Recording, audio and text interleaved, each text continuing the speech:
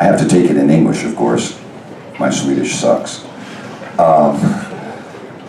Poetry is a funny thing. I'm actually a musician, professional musician. And I chose the 3 poems that I'll read tonight are actually, all 3 are published songs, but I wrote them as poetry. And later the different bands that recorded them, they're on records and everything. One of the guitar player, piano player said, let's make a tune out of that. But they came out as poems, because poetry, for me, is letting out an emotion, the way I do poetry, letting out a feeling. So the first one, I wrote a long time ago. It's on the Fred's Laundry's album. It was the band I played with. And it was about my frustration with folks som snackar så mycket skit. You know what I'm talking about? He said this and she said that, and you know all that shit. Folk liksom do that. So I got all frustrated about it. I got frustrated. Not that I don't snacka skit also. But, so what I did is, you know, my favorite poetry is haiku poetry. They take a couple words and paint a great big picture. Well, I couldn't do that. I'm not Japanese. But what I could do is make a bunch of words like leaves, like a bunch of leaves, and just throw them out and see if I could get the emotion out. If you can understand that, this is my first time I ever did this. I think the only time. But anyway, I can promise you that if I have one copy of it, the words lead to nowhere. That you can't make sense out of other than it's the emotion. So here's what happened. It's called Was It Said? Now he said that she said, I said what was said.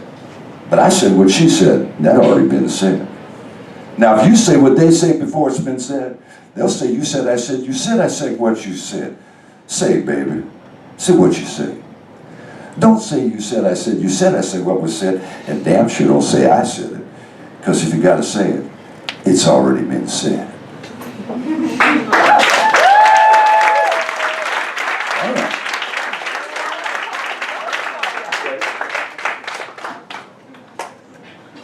Well, that went better than expected. This next one, I recorded this, I wrote the poem, and a friend of mine, Lenny Hurgren, piano player, we ended up doing 8 experimental songs. This turned into be one of them. And what it's about is a giant cockroach. So I'm in safe ground here. No other poet tonight is going to be writing about cockroaches. Are you sure? Well, we'll find out. If you write about this one, I'm gonna buy you a beer, girl. Anyway, I have to read this one because it's really a long one, and I have to become different characters.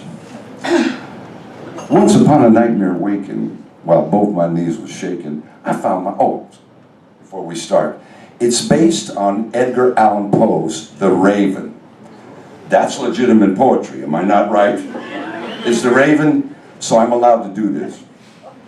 Once upon a nightmare waking, while both my knees were shaking, I found myself landing on the floor. But to make matters worse, I knew the gypsy's curse, and then Fred said, those curses last evermore. Oh, you got the evil eye on you now. I told you don't mess with those gypsies. I was pushed by the slumbers of the rap-tap thunder, and it sounded like someone beating on the door. Only this, and nothing more. In haste, I flung the door open. I was in no mood for moping. And I had some acquaintances who loved to even up the score. Much to my surprise, was a cockroach of such size, he could whip the night bouncer at Club 24. He was big, you dig. Stood there and glared. Nothing more. Can I help you, insect friend? Seemed the way to save my skin, but he calmly, very slowly, closed the door. I took a chair and listened while he read his speech and glistened. This insect thing was bitching, and I paid attention because I knew the score. Go on, let the bug speak, man. That's the other person. We were here before you. My ancestors are cool. We come from a great line of survivors. We're stronger than you. We were here before the dinosaurs. Yes, we were here before the pyramids. We're the long-range race. Yet your children pull off our brothers' wings. They torture us with burning cigarettes and things, but you jump and freak if we just take a peek. I mean, what you mean, jelly bean? You come armed with poison spray or pay professional killers to blow us away. You better chill, Bill. You want us gone. This will stop. Revolution. Uh-oh. Anyway, Mr. Cockroach had his hand on his chest like Napoleon at his best. And let's face it, folks, he did have a legitimate complaint. So I told him, representing man, let the prayers hear your plan. You'll come off looking like a saint. But much to my surprise, much to my dismay, ate, skate, and donate, don't forget to coagulate. They just brushed his shit away. And the roaches still run for cover every day. So I lay awake at night, half filled with fright, and I don't want to hear a knocking on my door. Mr. Cockroach, stay away. I got no time to play. And don't bring your friends to crash here anymore.